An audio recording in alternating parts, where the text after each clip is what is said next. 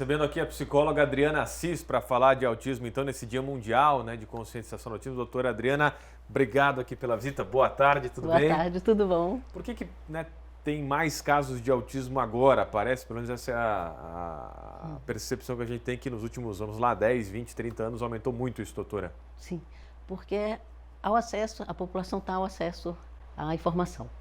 Então, os próprios profissionais hoje estão se especializando, estão tendo mais informações. No entanto, o dia 2 ele foi instituído no ano de 2007 pela ONU, justamente para isso, para levar informação para as pessoas terem mais conhecimento sobre o autismo. Que não é uma doença, né? Não, Deixar não bem é claro. uma doença, é um transtorno. Transtorno espectro autista, o TEA, né? Isso, é um transtorno, não é considerado uma doença. Tem muitas perguntas aqui dos telespectadores, vamos colocar aqui já a primeira na tela para a Adriana responder. A Lídia, como saber se um adulto tem autismo?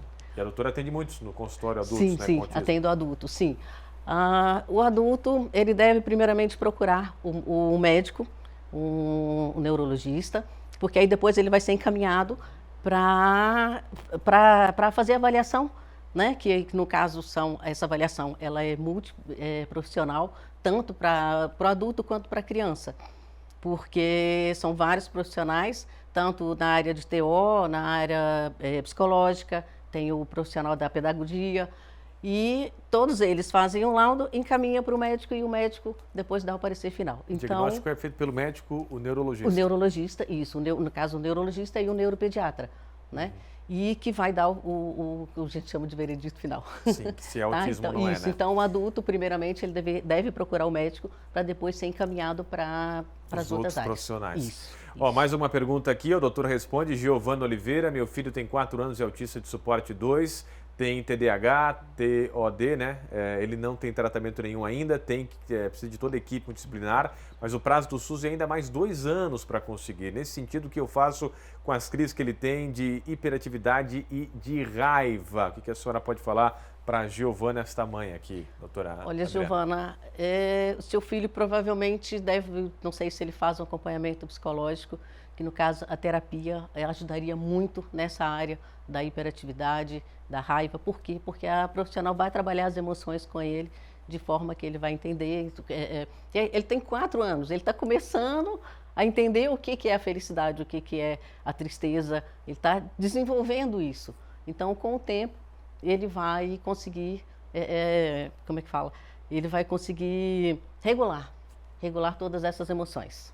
Mais uma pergunta aqui chegando para a Adriana, psicóloga, vamos ver aqui na tela. Jaqueline, boa tarde, Rodrigo e doutor. É possível ter autismo e hiperatividade ao mesmo tempo? E qual a diferença entre os dois? Boa pergunta aqui da Jaqueline. Sim, é possível ter o autismo e o TDAH, né? A impulsividade, o hiperativismo. Por quê? O autismo, ele é a primeira doença. Então, nunca se tem TDAH com autismo, mas sim autismo com TDAH. Então, pode ter os dois? Pode ter os dois. Essa é a resposta. É normal. E pode ter só hiperatividade? Pode ter só o TDAH sem o autismo e o autismo com o TDAH.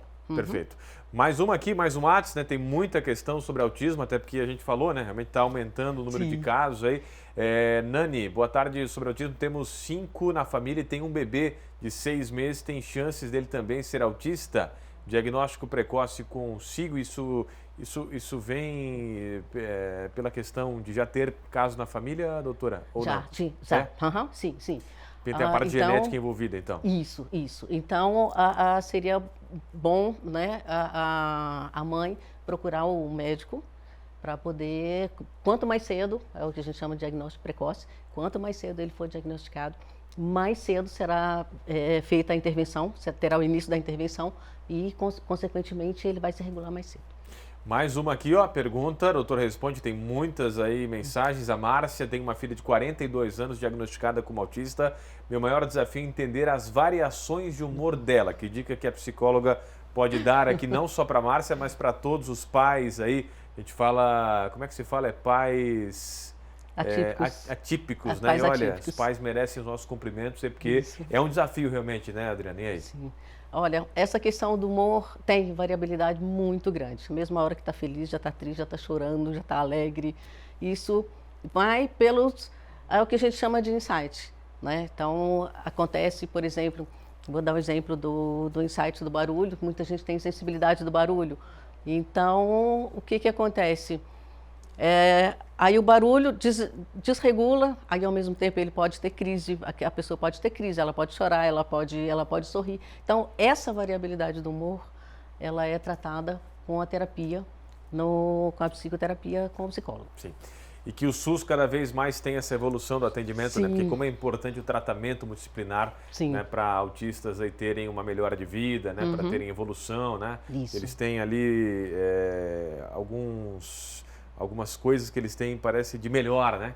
Acaba aparecendo aí algumas características positivas, né? Isso. Eles são muito melhores que qualquer outra pessoa que não tem autismo, né? Então isso acaba ajudando aí os tratamentos que tem aí disponíveis, que o SUS possa melhorar e avançar nesse sentido. Adriana, obrigado pela tua presença aqui. Importante, né, esse dia do autismo aí para essa reflexão e informação. Até a próxima, tá? Obrigada. Obrigado.